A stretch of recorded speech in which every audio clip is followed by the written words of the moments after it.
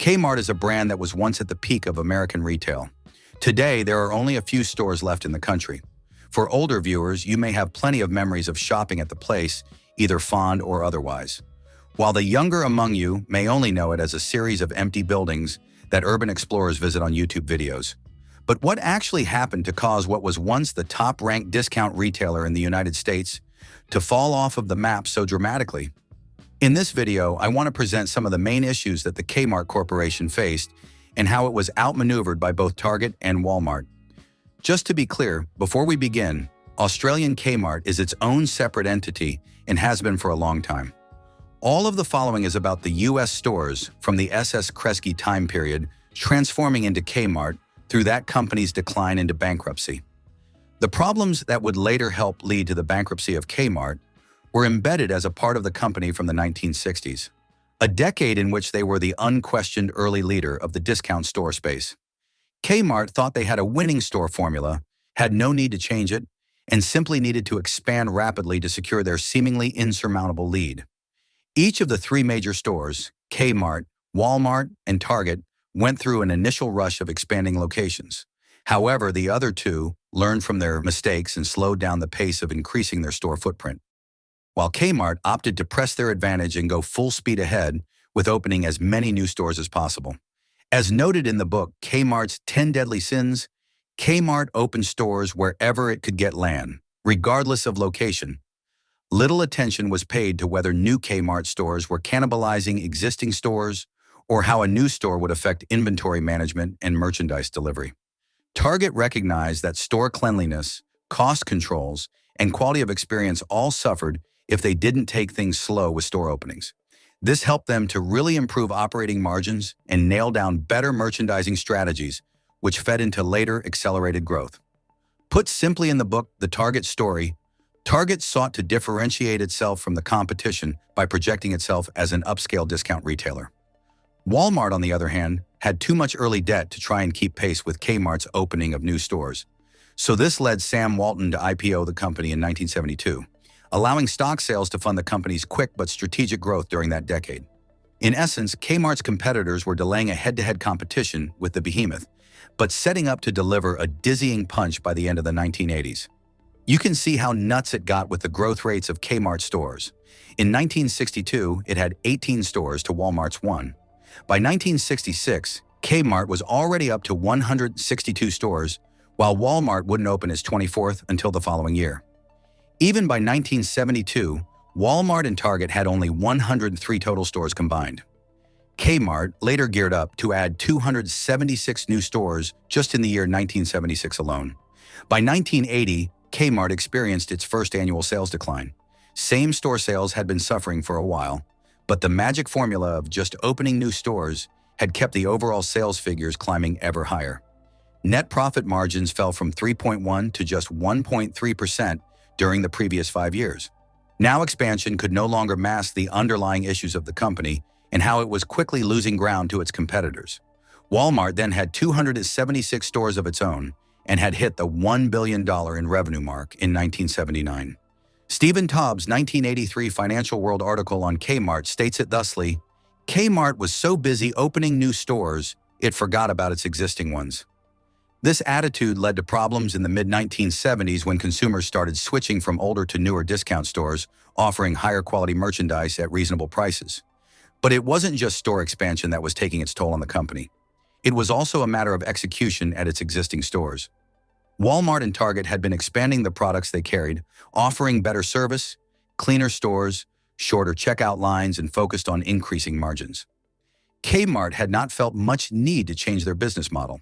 After all, they were the biggest and had been the only discount store around in many areas of the U.S.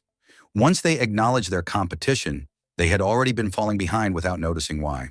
Now, things by the early 80s hadn't degraded to the point where Kmart couldn't compete, but that time was approaching due to the seemingly endless run of bad choices and outright graft by management, often not even considering the secondary or tertiary effects stemming from their choices, like the time the company cut its Blue Light special sale program and its advertising budget. Penny wise, pound foolish. The realized savings on advertising was worth less than the revenue they lost from shoppers looking to save money elsewhere. One of the biggest failures was stemming from that rapid past expansion and the location of the real estate that Kmart owned or leased. Kmart was highly concentrated in declining urban areas and the immediate outskirts of those cities, with a particularly strong footprint in the northeastern and midwestern United States. This was during a time of industrial decline and outsourcing for the Midwest, the early stages of the future Rust Belt nickname. This is a common theme in many of the books that I've read on retail businesses. In Leonard Lauder's book, he details Estee Lauder's pivoting away from the downtown department stores and into malls located in the expanding suburbs of the Sun Belt. This is basically what Target and Walmart had done. Walmart opened its stores all over the South and later beyond. However, it built stores on affordable land in the suburbs and exurbs.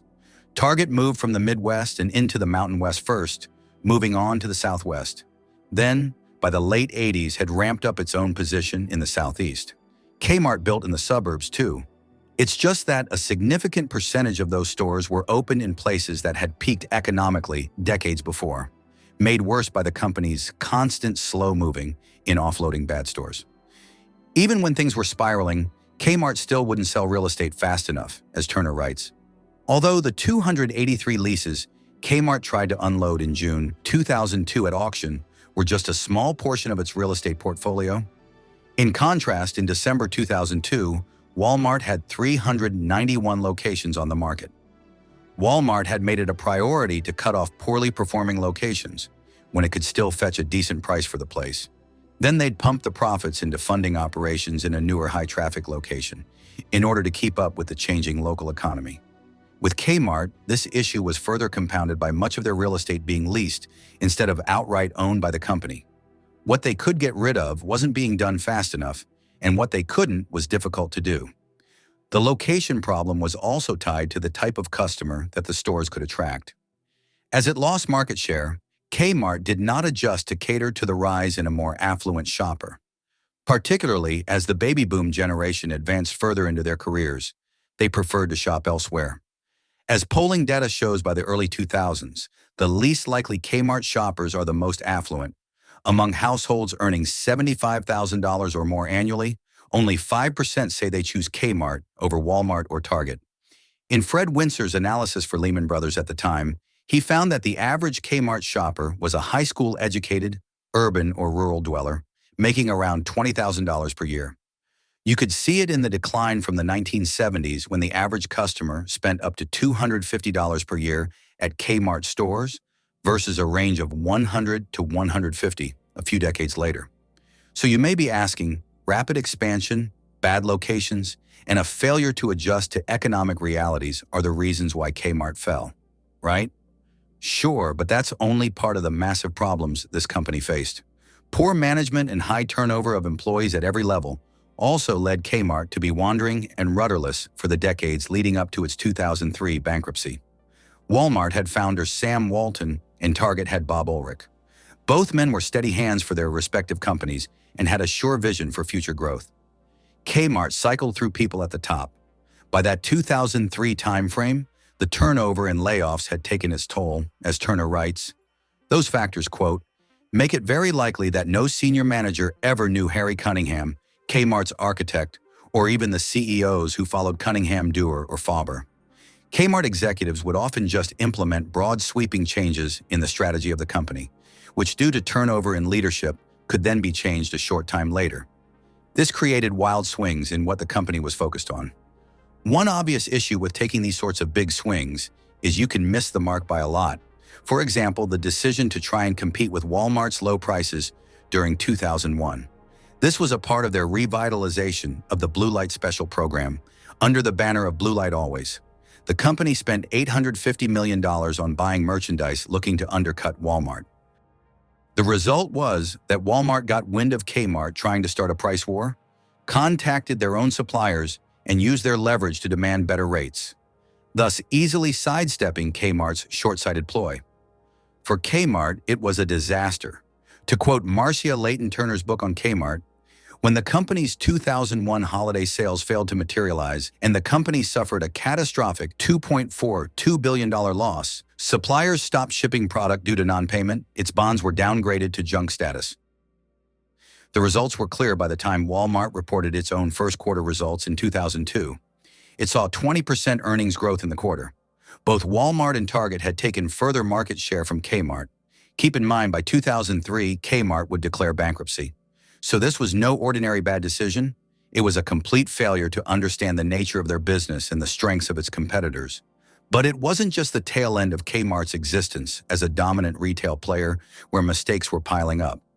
In fact, many of those mistakes were to be realized by not following through on ideas and thus missing opportunities to save a sinking ship. Like the idea to open up larger supercenter stores in the early 1980s, known as Super Kmarts. Well, the idea was so sound that Walmart would aggressively go after building its own versions of these stores. However, for some reason, management at Kmart began to pull back from pursuing this store format fully. Of course, its competition took advantage fully and made them a success. Later in the late 80s, Kmart decided to modernize its old stores, which proved to work well. Turner writes, given that unmodernized stores were losing 1% a year in 1992, while modernized stores were experiencing 7% sales increases and expanded stores were seeing 14% increases, with relocated stores seeing as high as 23% increases. One has to wonder why Antonini, the CEO at the time, did not make such improvements a higher priority. Instead, the company further pursued an expansionary policy, this time buying up smaller regional retailers to add to the store count. In order to do this, they couldn't make the upgrades they needed to stores, customer experience, and logistics technology. It's as if they forgot the lessons of the 1970s that rapid expansion wasn't necessarily a good thing. These moves weren't addressing the underlying problems of the company. Expansion through acquisition can work if the deals are right, but that wasn't the case for Kmart's situation. Unlike how it had set up for Target with their purchasing of Mervyn's and Airway stores, expansion continued with the opening of 17 stores in 1980 and the acquisition of the Airway chain, a purchase that included 40 stores and a distribution center in the Midwest. The stores were remodeled. The conversions were completed in November of 1981. Airway's acquisition expanded Target's footprint eastward. Target used acquisition very strategically to take market share, while still improving their stores. Kmart took its focus off of improving or getting rid of declining stores in order to buy more stores they couldn't take care of. Add to that, the expansion put further strain on an underbuilt distribution network. Walmart and Target built new stores and the distribution centers to support its growth. Kmart didn't keep pace. Also, the distribution centers were tied into the IT side of the business. Newer computer systems to track sales, deliveries, and give individual stores what they needed to succeed were lacking. For a long stretch of time, Kmart would simply try and update the older software while still using older hardware for keeping track of these things, instead of just replacing the entire thing. Then they got into the habit of replacing the newer systems they'd eventually put into place. Massive turnover in the IT department, not just on a technological level, but also the human level. They had 6 different CIOs in their IT department in just a 9-year span. It's difficult to compete with 2 increasingly efficient retail companies like Walmart and Target when there isn't the same level of information available to make decisions.